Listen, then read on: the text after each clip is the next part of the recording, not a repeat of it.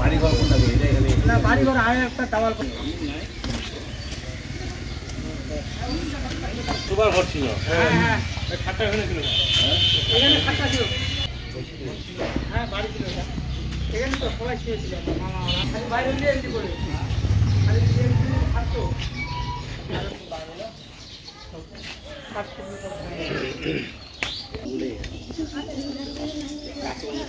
ভোর রাতেই আসলে আজকে যে ঝড়, ভোর রাতে আমি নিজেও ঝড়টা দেখছি।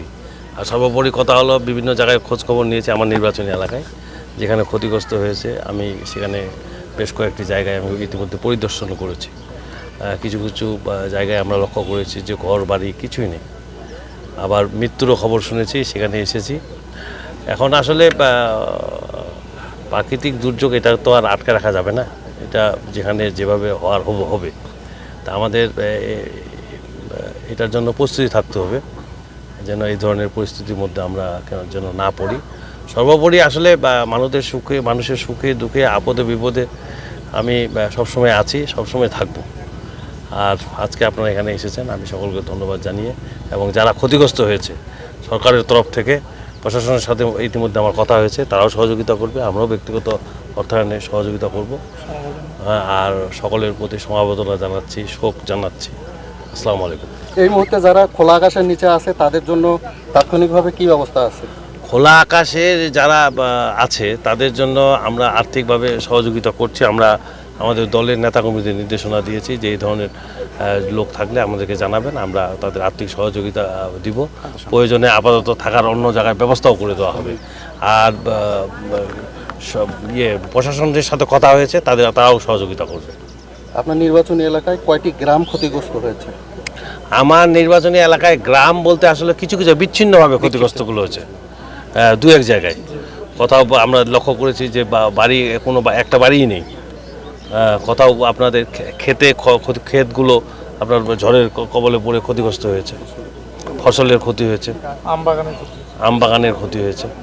ঘর বাড়ি কিছু নাই গে, সব উড়ালে পালাচ্ছে গে, ভুগনি বয়ারে গে, ভাঙা চূড়া কিছু নেই, ভাঙা চূড়া সব লে পালান দিছে বা গোল্লাতে রম ওরা জগ নাই, সব পানি এলে ইসে ঘূর্ণি বয়ারে লে পালান দিছে, কিছু রোয়ার জগ নাই।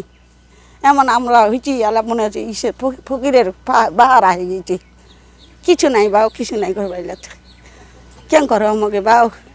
সকালে এলো জুমাতে আজান দিছে, আজান দেওয়ার পরে হালকা করে একটু বৃষ্টি এলো, তখন আমার বাসের নাকি নামাজ পড়তে গেছে।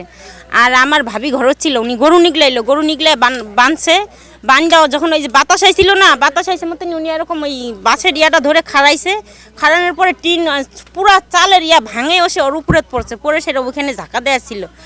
হ্যাঁ সকালবেলা ঝাঁকা দেওয়া ছিল। তারপরে গিয়া ওই ইয়া করছে, ভাই ঝুমার থেকে আইসে সেটা দেখ যে এইখানে এইটা দোকানের ঘর, ওনার এই দোকানের ঘরটা ভাঙে গেছে। উনি এই যে কাঁঠাল গাছটা পরে ওনার দোকানের ঘরটাও ভাঙা গেছে, দোকানটাও ভাঙা গেছে। উনি হলে এইখানে টিন জড়াই সেটা বাড়িতে গেছে, যাই সেটা আমার ভাবিরে ডাকতেছে, ফরিদা তুই ঘরচ্ছি না নাকি। আমার আবার এইটা বড় শ্বশুরের বাড়ি এলো, আইসে যে বড়মাক জিজ্ঞাসা করছে যে বড়মা ফরিদা আইসে নাকি, কছে না আইয়ে নে। ওরা হইলো টিন টানতেছে, টিন টাইনে দেখে যে আমার ভাবি ওইখানে টিনের তলে ঝাঁকা দিয়ে আছে। ওনে টানাটানি করে সবাই নিগলাই সেটা ওইখানে নিয়ে গেছে। ওইখানে নিয়ে আমরা সবাই তেল সব গরম টরম করে কতক্ষণ ঘষাঘষি করলাম যে না ওর ইয়া নেগা। পরে ডাক্তার আইলো, ডাক্তার আসার পরে যে ডাক্তার করলে যে ওনার হাত বন্ধ হয়ে গেছে গা, তারপরে প্রেশারও 0 হয়ে গেছে গা। তারপরে করলে যে এক ওনার ঠাকুরগাঁও বাইলাডাঙ্গি টানেন, পরে বাইলাডাঙ্গি নিয়ে গেছে। ওইখানে পরে ডাক্তাররা বললে যে মারা গেছে উনি। ক্ষতি ওনার ওইখানে আমাদের না হইলে 10-12টা ঘর ক্ষতি হয়েছে। আশেপাশের কথা আমি কইতে পারি না, আশেপাশে আমরা তাই যাইতে পারি না। আর যা মারা গেছে ওনার নাম হচ্ছে ফরিদা বেগম, বয়স আমি এটা কইতে পারবো না, 40 হবে। স্বামীর নাম হচ্ছে কইনুল। ঝড়টা উঠছে সকাল ভোর 6টা, হ্যাঁ সকালবেলায় উঠে তখন এইভাবে ঝড় আসলো, একদম সব মাটির নিচে একদম 2 ধাক্কায় সুতাই দিল। সুতাই দেওয়ার পরে কতগুলা গাছপালা, কতগুলা লোকজন এদিকে ওদিকে কই তালামুতা কেউ দেখা যায়নি।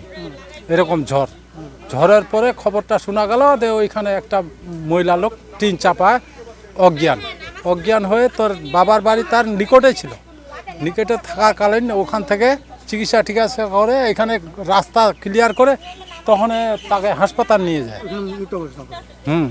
ও হাসপাতাল আর কি কি ক্ষতি হয়েছে? বাড়িঘর ছাড়া ওই গাছপালার ক্ষয়ক্ষতি, ফসল ফসল এখানে ক্ষতি হয়নি। না না, ভুট্টা তো ভাঙা কিছু প্রায় শেষ হয়ে গেছে। প্রবল ঘূর্ণিঝড়ে আমার ঘর সব ভাঙে গেছে। আমরা এখন খোলা আকাশের নিচে বসবাস করতেছি। প্রশাসনের পক্ষ থেকে কোনো সহায়তা পাইছেন?